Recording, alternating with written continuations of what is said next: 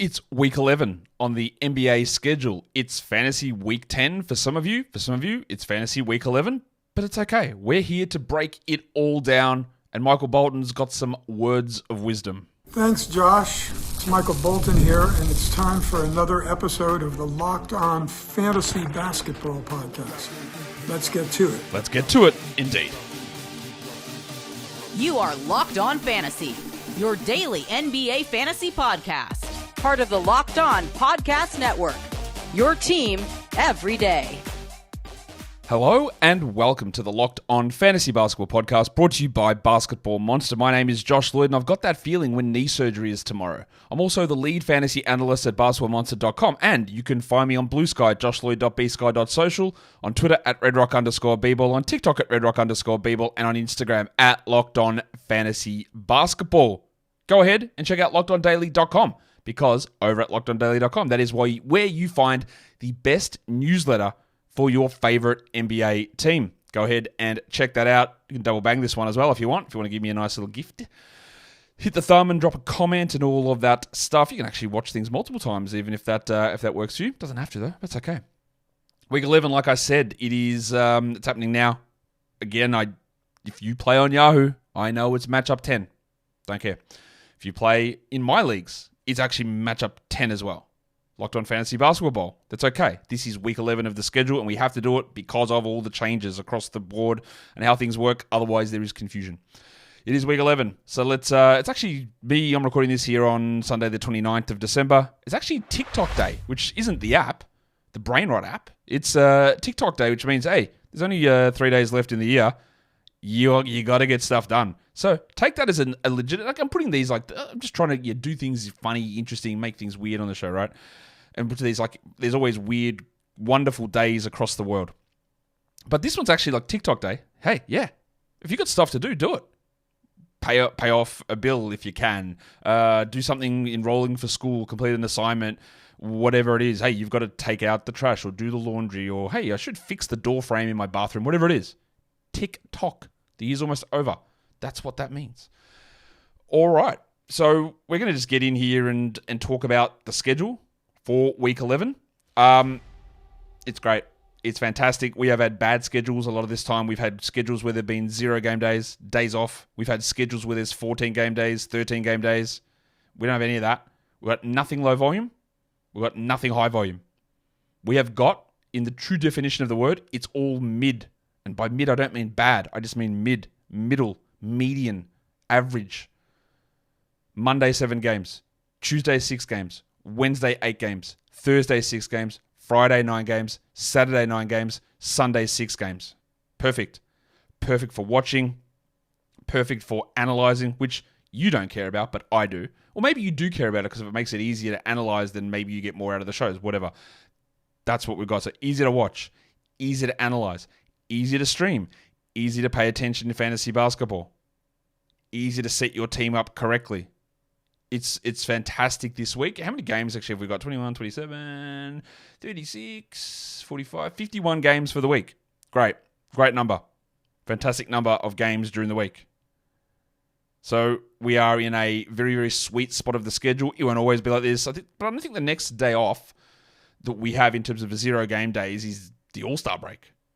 And then we have, I think there's one other day off that we get through the rest of the year of a 0 game day. I think it's at the NCAA tournament final, which is in April, which a lot of your fantasy leagues have stopped by then. So basically, no more 0 game days. We'll have some lower volume and higher volume, but yeah, this is a really nice run of things, schedule-wise at the moment. So let's take a look at how it looks in terms of games that teams are playing. And I said there's 51 total games for the week. The majority of teams play 3 games. We've got 13 teams that play 4 games. We've got 16 teams that play 3 games. And we've got 1 team that plays 2 games. So the 4-game teams, if you are watching on YouTube, this is a great show. Also, if you are only listening audio, you can go double bang the video. We've got it up on the schedule grid and the schedule analyzer at Basketball Monster as well, which is free. You can go check that out too. But this is a great one to watch online because you can see all the things here. We're talking the week, of course, December the 30th through to January the 5th. There are 13 teams playing 4 games. I'll just read them out. Boston, Cleveland, Denver, Golden State, the Clippers, the Lakers, New Orleans, New York, Oklahoma City, Philadelphia, Sacramento, Utah, and Washington. We've got 16 teams that play 3. That's Atlanta, Brooklyn, Charlotte, Chicago, Dallas, Detroit, Houston, Indiana, Memphis, Miami, Milwaukee, Minnesota, Orlando, Portland, San Antonio, Toronto, and they're your 16 teams. And then there is one team that plays 2 games, and that is the Phoenix Suns, which is important to note because we had some news drop on the Suns and the Mavericks, which I will talk about later, suspensions from their altercation yesterday. The other bit of news that I haven't covered on a show yet is the Sacramento Kings firing Mike Brown. I said that this might happen. Apparently, I actually don't remember fully saying it, but I said that there's a lot of weird stuff. It's a horribly constructed roster, and it's been, I think, a terrible GM move, GM work over the last 2 years. And I was actually critical of Monty McNair getting Executive of the Year. I thought it was not a deserved thing, even though they jumped up the standings. I didn't love the moves that he made, and I've hated what he's done the last couple of years. I also think Mike Brown, I don't think Mike Brown's a bad coach. I think Mike Brown's an overrated coach, and I think Mike Brown made some terrible coaching decisions this season, and obviously there was friction between him and the locker room, right? Actually, I might just flip this over so you can see my face as I talk about this. I think Mike Brown's made some horrible coaching decisions this season. I think the GM has made a terribly constructed roster in putting 2 of the hardest players to build good teams around, or very good teams around, together in Sabonis and DeRozan. Individually, they can put up numbers and they can be very good players. They are almost impossible to build good teams around because of their deficiencies. Sabonis is a center that can't protect the rim. He can't shoot. He's a guy that gets passes. He's a pretty good passer with a lot of his on handoff stuff. He's a strong bully rebounder, but it's impossible to build a good defense with him there. And then you add a non-shooting 3 who also doesn't defend in DeMar DeRozan, who needs the ball and works basically like slightly shorter Domantas Sabonis. It made no sense at all. Like none. And now Mike Brown has copped the wrath of that. Now, he made terrible coaching decisions. Keon Ellis makes sense to fit next to this guy. He's not the best player in the world. He's not even that good. But the whole roster's weird, and I know the people immediately want to go, well, now that Doug Christie is the coach, like, what do we expect from Doug? No idea. Doug Christie's never been a coach in his life as a head coach, so we don't know what he's going to do. We will find out. But one thing that I do know is that often, especially with first-time interim head coaches, when they take over a team, there's very little that changes immediately. Now, we saw last season in Washington, Brian Keefe did move Jordan Poole to the bench after a little bit of time, and eventually Poole got value back and roll back at the end of the year.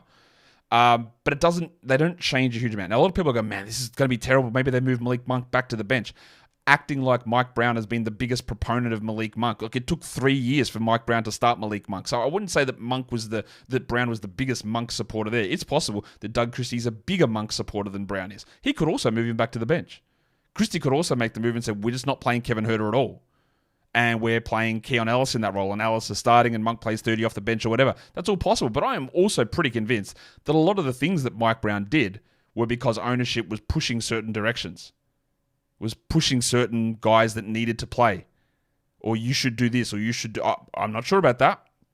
But I don't think that Christie's going to come in and go, man, I've been waiting. I've been biting my tongue this whole time. Now, wholesale changes. DeMar, you're benched. Alice is starting and playing 33 minutes a night. I don't think any of that stuff's necessarily happening. So I don't think this is a must-grab Keon Ellis spot. I don't think it's like, man, we've got to drop Malik Monk type scenario. It could be that Ellis gets that thing. But also remember, he's not that good. He is fine. He gets steals in bunches, and that's sort of what he does. But the problem with his role in the Kings is the 240 game, is that the minutes aren't there. You still got Huerter, you've still got Monk, you've still got DeRozan, you've still got Fox. And now you've got rookie Devin Carter returning. How does he do enough? So yeah, I did need to address that because I hadn't spoken about it yet, about the Mike Brown firing. I think, again, this team was incredibly overrated after getting the 3 seed, cooked in the playoffs. Terrible. They got cooked. They didn't cook. Terrible GM work ever since then. And Mike Brown had bad moves this season, bad coaching, along with bad GMing, and it led to his downfall. And, of course, they're a dreadfully run organization, Vivek, who has no, as Mike Malone says it, no balls, no class. And when someone goes on the record, as Michael Malone did, and he doesn't hold back, but still, on the record to say that, and it's echoed by so many people across the league and across the industry, you know it's bad. You know that the way that organization runs things is bad, and they still, despite it not being the Maloofs and being Vivek, who is owning the team, it's still the same stuff. It's still the same bad franchise, and I feel really bad for Kings fans. And you'll be aware of this, Kings fans, that it is still bad. It's still a poorly run franchise, despite the positives. They still couldn't figure it out. And we'll see where they go. We'll come back and we'll look more at the schedule for Week 11 in the NBA. Today's episode is brought to you by Rocket RX. Yes, Rocket RX. If you are ready to boost your confidence and take control in the bedroom, Rocket RX has the solution. Imagine if you're feeling more prepared and you're performing at your best. Well, Rocket RX makes that simple and stress-free. It offers FDA-approved treatments for erectile dysfunction at a lower cost than those branded alternatives. You don't have to worry about even going to the doctor. You don't have to worry about pharmacy trips that might be uncomfortable for some. They get delivered straight to your door in discreet, plain packaging. With Rocket RX, you can get trusted care from a real US clinical team. Complete a quick 100% online consultation and you can get your free prescription today. So visit rocketrx.com to get started now. It only takes 2 minutes. Right now, our listeners can get 40% off your first order when you use the code LOCKEDONNBA. That is rocketrx.com. The code is LOCKEDONNBA for 40% off your first order. Terms and conditions apply. Rocket RX is better sex made simple.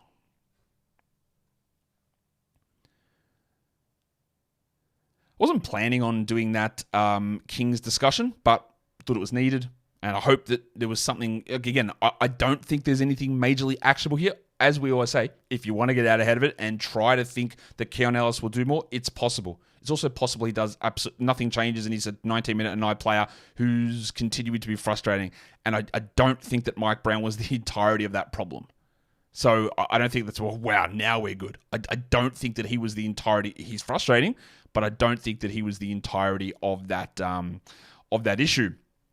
Now, let's get back into the rest of talking about Week 11 in fantasy basketball, and we'll do that by just taking a look at how the quality game landscape looks across the league. This is it's pretty simple. Every single day is a quality game. And I think you know that because there's no days there where we play more than 9 games, and that's our cutoff. Because I'm looking at these standard 10 starters, 3 bench, 10 starters, 4 bench. 10 and 3, 10 and 4. If you got that split, and there's a 9-game day, you can probably, almost definitely find an active roster spot. 10 becomes borderline. 11 is sometimes doable. More than that, don't worry about it. You're not getting an active spot in, and you're wasting a move, replacing a 1-for-1. Usually when we're streaming, what we want to target volume. So we want days where we've got open spots where we're not using them, and we get a game in. Now, that player might have 6, 7, and 4. You go, well, that's not very good. Yeah, but it's better than 0, 0, 0. And unless you're streaming in Draymond Green on that great day. Who had that one the other day? The all zeros with 1 block game. Who was that? Was it Nurk? I think it was Nurkic. Like, you are getting more than that. Fantasy, Roto is as well, but fantasy basketball is an accumulation game. So if you get 15 fantasy points or 20 fantasy points or 6, 7, and 4 or whatever, it's better than 0. It's more than 0. Yeah, you could have made better choices and got someone different to a higher number. That's all well and good, but it's, swapping a 20-point fantasy performance. I should use fantasy points in this discussion. 20-point fantasy performance and getting a 23 fantasy point guy in there. Oh, he's better. Doesn't matter. It's useless. It's a waste. You're better off doing it to get value over zeros. Value over zeros. New phrase? Not sure it'll stick. So we know that every day is a quality game day for the week. What about streaming? Who wants to be put in the stream zone? Well, that's where we're going to go now. And we can turn our streaming spot. Now, most of you will play in leagues where there are restricted moves or restricted games for the week, however you want to do it. If you're in a Games Cap weekly league or Games Cup league like Locked On Fantasy Basketball, streaming is not important, right? You don't stream in those leagues usually. Yes, you will find guys who have got elevated value who you would choose to play in a week. So one of your better players. They become one of your better players. But if you're in a league where the restriction placed on you is in terms of how many ads you can make, or even a league where there's no restrictions, which is insane, but if you're in a league where the restriction is ads made, 4 is default Yahoo, 7 on ESPN, which is way too many, we turn our streaming spot into 7 games this week. So the value of holding on to someone, say for example, you've got a Phoenix Suns player. They've got 2 games this week. You've got Royce O'Neal. You've been streaming him in. You turn that roster spot into 7 games. It's way better. You've got a fringe guy that plays 3 games. You've got a fringe guy that's got a 4-game week. It's not as good as getting 7 games in. Because even if some of those games are duds, just having almost double the volume, and in a lot of cases over double the volume, is where it's important. You could also, look, you might have 2 streaming spots. Yeah, you might consider to use that. And if you've got an ESPN 7 acquisition limit, having 2 streaming spots is better, because then you could turn those 2 spots, you can actually turn them into like 14 games. Additional 14 games versus like 2 3-game players who get 6. It's a huge advantage. So we're turning our streaming spot into 7 games. And there are 2 real easy ways to do it. We get a Monday, Tuesday back-to-back team. We drop that player. We get a Wednesday, Thursday back-to-back player. We drop that player. We get a Friday, Saturday back-to-back player. We drop that player. And then we add someone on Sunday. So we use all of our moves, and we got 7 games in. That's the easy way to do it. The other way to do it is you can get someone that plays on Monday, just a single Monday stream, and then you can go Tuesday, Wednesday, Thursday, Friday, Saturday, Sunday. Again, just adding the streams. This is the week to really attack the back-to-backs, because that is how you're going to get 7 games out of 1 roster slot. Of course, if you've got 7 moves in ESPN, you can just do that by streaming every single day. That's possible too. But I would like to turn 2 spots into 14 games with that and still take advantage of the back-to-backs. That is how, again, you double up and get that extra value in that spot. Let's go on and look at some of the quirks in the schedule for the week. And this is where we'll talk about which teams actually play those back-to-backs. But we'll start off just by looking at which teams have the weekend off. 2 of them do. Dallas and Toronto are off in week 11 on the weekend. So no Saturday, Sunday games for them. There are 6 teams, actually, that do not start the week until Wednesday. So despite it being a 7-game Monday and a 6-game Tuesday, there are 6 teams that don't play until Wednesday. That's Atlanta, Brooklyn, Detroit, Houston, Miami, and Orlando. So when you're considering streamers from those teams and guys you may have held over the week through week 10, and you're looking at the value of these guys, they're just not going to play for 2 days. And like we just detailed, you probably want to get someone in early in the week to be able to provide you, that extra value, get the two games, the 2 games for the price of 1 ad. There are a few situations where teams have 3-day breaks during the week. The Pistons, starting Sunday of week 10, they don't play Sunday, Monday, Tuesday, so 3 days off for Detroit. Charlotte has 3 days off Tuesday, Wednesday, Thursday. So if you have fringe Hornets players, BDNR, Cody Martin, they're probably the major 2 there. Not Mark Williams, not Brandon Miller, not Miles Bridges, not LaMelo Ball. Obviously, they're just holds anyway. But they've got 3 days off. And then Phoenix has no game on Wednesday, Thursday, Friday. And of course, they've only got a 2-game week. It's a bad schedule for Phoenix this week. And then there's that big gap in the middle of the week. We've also got situations that, again, involves all these teams where there are 1 game in 5-night stretches. So between Sunday and Thursday, all of Charlotte, Detroit, and Phoenix play 1 game in 5 nights. Between Monday to Friday, so the weekdays, Phoenix has 1 game. Between Tuesday to Saturday, Charlotte has 1 game. And between Wednesday to Sunday to end the week, Phoenix has 1 game. So obviously, these are the teams, Detroit, Charlotte, Phoenix, with the worst schedules, with the big breaks, with the poor periods of time for all of those teams. And that's how you can look at that. If we then go to look at where we sit with the 3 games and in 4-night type scenarios, if we're looking or starting on Sunday, heading through to Wednesday, so that's the Sunday of week 10. After this show, we're going to do a Sunday streaming show. So Sunday through to Wednesday, Toronto plays 3 games in 4 nights. That is the only team that's got that little chunk. Now, again, if your league is in a situation where your ads, instead of having 4, you've got 2 or you've got 3, then back-to-backs don't work. You've got to look more for 3 games in 4 nights to take advantage of that streaming spot. So, you've got Sunday through Wednesday, Toronto. Monday through to Thursday, the Clippers and the Sixers play 3 games in 4 nights. Now, that is important because Joel Embiid means he's going to sit one of those games. Paul George might sit one of them, and Embiid's already got the second injury now, again, with a foot issue or ankle issue or whatever it is. So, there's going to be time there where someone like a Yabusele is able to step up. Tuesday through to Friday, 4 teams have 3 games in 4 nights. And you notice Toronto with an interesting period here. We also already talked about Toronto not having a game on the weekend, but that means they've got 2 3-game in 4-night periods, busy period. So Boston, the Lakers, the Thunder, and the Raptors play 3 games in 4 nights between Tuesday and Friday. And then Wednesday, Saturday, we've got Atlanta, Brooklyn, Denver, Detroit, Miami, New York, and Philadelphia. And you'll note that a lot of those teams are the same teams that I talked about that didn't play their first game until Wednesday, and then they chunk in 3 games in 4 between Wednesday and Saturday. So light into heavy. And then to end the week, Thursday through Sunday, we've got four teams. 4 teams that play 3 games in 4 nights between Thursday and Sunday to end week 11. And that is Boston, it's Golden State, it is the Lakers, and it is the Oklahoma City Thunder. I don't know why they were granted their full name, city name, and nickname, but that's what I ended up doing. Not really sure why. We've got more of this stuff to talk about, of course, because, that's what we do.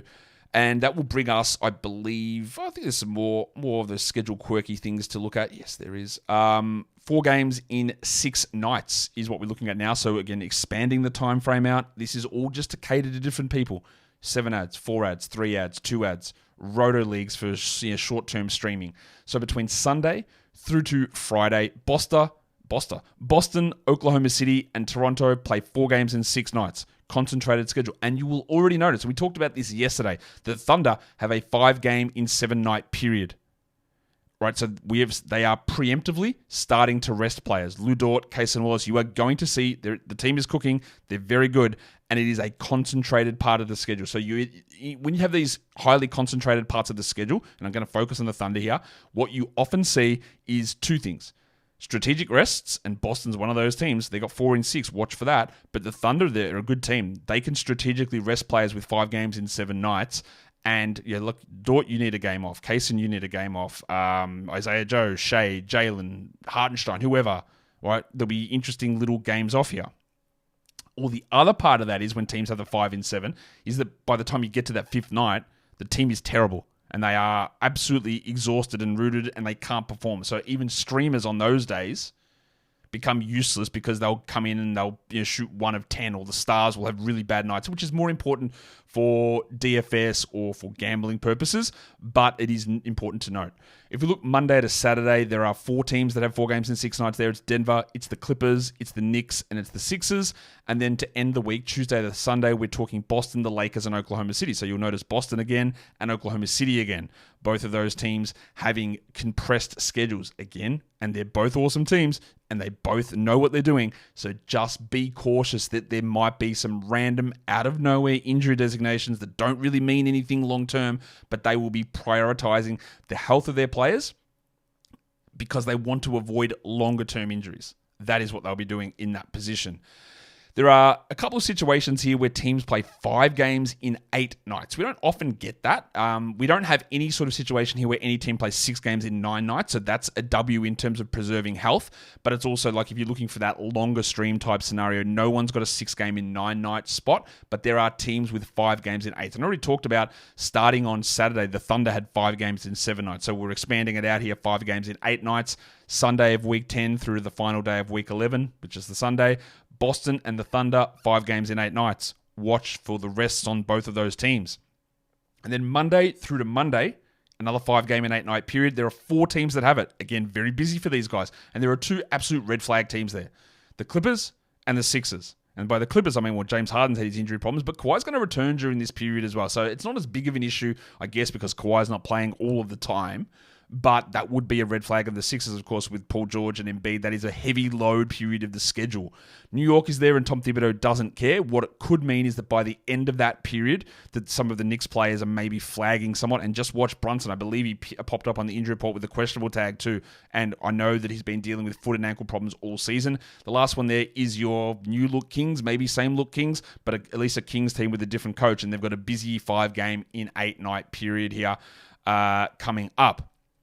If we take a look at the back-to-backs, again, when we talk about the streaming portion of the Stream Zone earlier in the show, we wanted to focus on you're getting back-to-backs in. So if you're going to use the Monday-Tuesday combination, you want to start with a Cleveland or Clippers player. Now, that can become hard to do, although not really, actually. There are plenty of options. Clippers. Chris Dunn absolutely stands out like dog's balls, right? That is a huge option. He's playing a lot of minutes, and he's putting up pretty good numbers.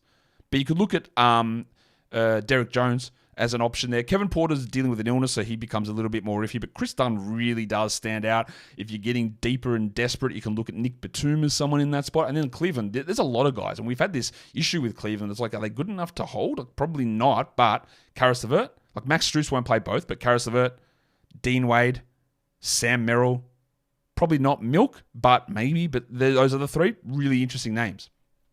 If you're going to use the other one where you do a singular stream on Monday, and then you go Tuesday, Wednesday, Thursday, Friday, Saturday, Sunday for your back-to-back, just be aware that the only Tuesday, Wednesday team is Toronto. Now, that doesn't mean there's not options there, because there are. Kelly Olynyk, Jacoby Walter, maybe if he's back. Jamal Shed or Davion Mitchell, see how that rotation plays out. O'Shea Abaji, grade A Dick. John Mobo, Chris Boucher. There's some iffy ones, but you got options there. Wednesday, Thursday, Brooklyn, Miami, Philadelphia have the back-to-back, of course, where Ben Simmons is going to probably sit, although they were teasing that he might play some back-to-backs, but watch that one. Miami, well, I don't know how Jimmy Butler's conditioning is going to be. Maybe he's available, I don't know. And Philadelphia, of course, it's Embiid and Paul George. Thursday, Friday, Boston, the Lakers, and the Thunder. We're just Al Horford clearly, Porzingis clearly are going to sit. Watch for Holiday, watch for White, watch for Tatum. The Lakers, AD and LeBron, you got to watch those ones. And then the Thunder, again, a busy period. So just don't be shocked if on either Thursday or Friday, some of the bigger name Thunder players are sitting out one of those games. Would not be shocked at all. In fact, I'd be expecting it. Friday to Saturday is another one of those back-to-backs you can use if you're using my first plan in the stream zone. So it's Atlanta, Denver, Detroit, Memphis, New York, San Antonio. That is where you get the largest range of back-to-back teams. And in terms of guys to avoid there, well, Memphis can become risky, but it's usually okay. I don't think there's any worry really in San Antonio or any of those other teams. So it's a pretty good area to get a lot of bulk games in. And then if you're doing the second stream zone option, it's just Golden State and Utah as the only two teams who play the weekend back-to-back, which you could be considering to stream in those guys. And we know the Warriors sat Steph and Draymond in their last back-to-back. They could do it there, which would open up a lot for Podziemski. Theoretically for Schroeder, but I guess not. Kuminga, Jackson Davis, who cooked in the last game as well. Some options there with different players. Let's move out of that and have a look at injured players and guys that we don't think are going to play at all this week and guys where there's some uncertainty in their status. And we'll just start with a lot of these, the names that aren't going to play this week. And, you know, of course, it's Luka Doncic. We know that he is out until February, most likely. Paolo Banchero, the injury designation from him is moved away from torn oblique into return to injury or return from injury conditioning or whatever it is, management, something like that. Means he's almost back, right? So I don't think Paolo's going to play this week, but I reckon the beginning of week 12, we're bang and ready to go. Franz is still going to be out. I'm expecting an end of January return there. I expect that Brandon Ingram and Zion Williamson will both be out this week, but I guess there's a small chance that Zion returns. But if there's ever a small chance of Zion doing anything, you just assume that he won't. And the other one, of course, there is Chet Holmgren on this list, who, of course, he's 100% not going to play. The next list of guys that aren't going to play that you might not think they're important, but they do have importance in terms of fantasy value. Vince Williams, KJ Martin in Philadelphia, Mitch Robinson, Trey Mann, Bojan Bogdanovic, Isaac Okoro. They might not be guys that we care about in 10 or 12 team leagues as a general rule, but them being out means other people can do more, like Jake LaRavia in Memphis and Caleb Barton and Precious Achua, and Trey Mann doesn't really open up much for anything, but Bogdanovic helps with Clownies and Finney Smiths, and Okoro helps your Struces and Leverts and all that. So they don't have that impact themselves, but them being out means others are able to have more sustained impact. And now we come to the suspensions. Now I'm not going to talk about Bryant. I'm going to talk about the fact that I'm not going to talk about it because I don't have his name on the list, PJ Washington, because he is suspended for only one game, but that doesn't actually count for week 11. He's just going to miss the game on Saturday due to his part in allegedly, firing up the altercation. Or was it egging it? What? Escalation. That's the word. The two suspensions are Najee Marshall for 4 games for swinging a punch at Yusuf Nurkic and for apparently trying to get at him in the locker room after the game. And then Nurkic has 3 games for slapping Najee Marshall.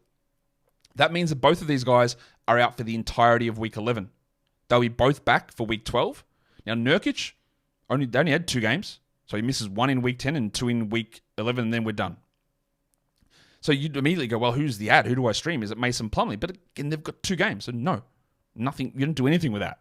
You stream them individual days, sure, but no, you don't do anything. The Marshall one just means that our Dinwiddie and Grimes values has to rise. It has to, because Marshall started the last game, so he's not going to do that. So one of Dinwiddie and Grimes is probably going to start. It means that if you are in a double onyx, diamond, platinum, titanium league, that Jaden Hardy's probably going to have to play a little bit more, or even Olivier Maxence Prosper may have to do a little bit more. But Marshall out all the week means that Grimes and Dinwiddie are going to have to do more. They are going to play more. Their minutes values are more secure now that Najee is not there. Now we get through a bunch of players where I think there's a chance they play this week. Now, there was a flood of players who got knocked with questionable tags for the weekend. I'm not going to include a lot of those players because at the moment they haven't even missed time. These are more guys who have been out and might return. Terrence Mann, he might be back. But the big one for the Clippers is going to be Kawhi Leonard. And it appears that Kawhi will return, I believe, on Saturday. Saturday of week 11, Kawhi will be returning. Now, of course, that does not mean that he's ready to go and playing big minutes immediately. It does not mean that he stays healthy. But it looks like Kawhi will be ready to go on Saturday. After Ty Lue told us he was ready for training camp. And here we are. Yeah, and that's why, again, they're all liars. Don't believe them at all. But that is allegedly the target is Saturday. Again, after being ready for training camp. So Kawhi, we're looking at Saturday. Christian Wood might be back. Do I care? Probably not. Jose Alvarado might be returning. I don't think there's going to be enough minutes there for him to matter, but he might be returning. Devin Booker and Grayson Allen, debatable. Debatable whether they're back. Allen with a concussion and Booker with the groin. It's possible they're back. There's only 2 games, though, for them. It's possible they're back for the second game of the week. Zaire Williams and Cam Thomas in Brooklyn, maybe they're available to return. And, of course, that would impact a ton, especially Thomas, because it just means shots start to go to him. We saw Shake Milton pop off last game, but he might have Thomas and Simmons both back in that lineup impacting him. But it is something to just keep in your head. Him and Keon Johnson both played well, but it could really disappear here. Marcus Smart and Santi Aldama, I expect they're out to begin the week. Maybe they're back towards the end of the week in Memphis. Aaron Gordon, I actually think he probably misses most of the week, but there's a chance he's back at the end. They started Westbrook, but it didn't really matter in terms of Peyton Watson. He still got close enough to start his minutes to be a 12-team league option. And then Aaron Nesmith, I expect that he's returning during this week. We don't have anything really clear on it, but it feels like he'd be available there. Ja Morant hurt his shoulder in yesterday's game. They said he'd be evaluated in a couple of days, which is a really weird way to do it. Like, if your star player got hurt, well, I would just say, we'll just check on it soon. Wouldn't you get it evaluated immediately? But Memphis, honestly, is the worst injury team in the NBA. They've overtaken Charlotte by a mile. They are the worst. Absolutely the worst. So them saying we'll evaluate in a couple of days, it could actually be true, or they're once again just lying. And they do that all the time. It doesn't make any sense that is what they would do. But Morant is going to miss time. Emmanuel Quickly might be returning, maybe. Onyeka Okongwu should be maybe ready to come back. Bogdan Bogdanovic has missed a couple here for the Hawks. I assume he's going to be available to play. Alex Caruso with the hip strain. They've got a really busy part of the schedule. They're going to be really cautious with him, but I think he can come back. And Ayo Dosunmu's missed a couple of games here with an Achilles issue for Chicago. I expect that he and Josh Giddey will be available and ready to go as well. Maybe Kyle Kuzma's back. I don't know. Keontae George has missed a few, so I would expect he returns. It could be Jakob Poeltl getting back to action. Kristaps Porzingis with the ankle issue. They do have that busy schedule period and a back-to-back, so he's going to miss some time, but I think he'll be available.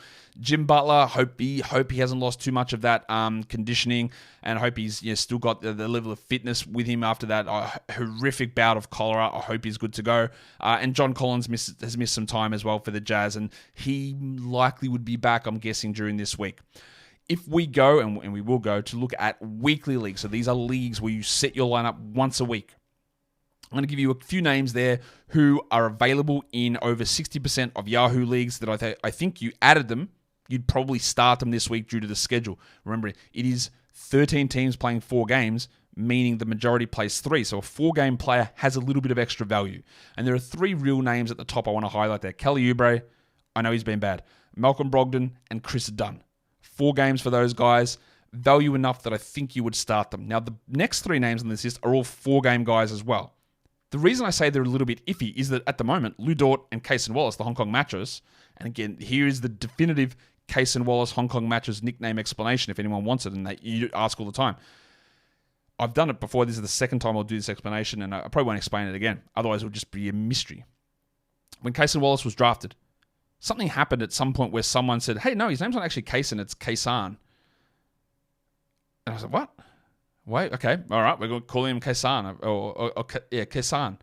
Okay, it's Kaysan, and now there's a very famous Australian song by the band Cold Chisel called Kaysan, and the lead singer of the band Cold Chisel is actually Jimmy Barnes, the screaming cowboy from the Harrison Barnes song. But anyway, that's a separate point. But one of the lines in Kaysan, the song, is about a Hong Kong mattress. It's a song about the Vietnam War, but it's about literally a phrase in the song is Hong Kong mattress, and it's a well-known phrase out of that song. So Kaysen Wallace, who allegedly for about a week was called Kaysan Wallace, became the Hong Kong mattress. And when I was used to play the sounds, I'd play a little excerpt from Kaysan as the music stinger for Kaysen Wallace, And so now he's just called the Hong Kong mattress. Done? Explanation good?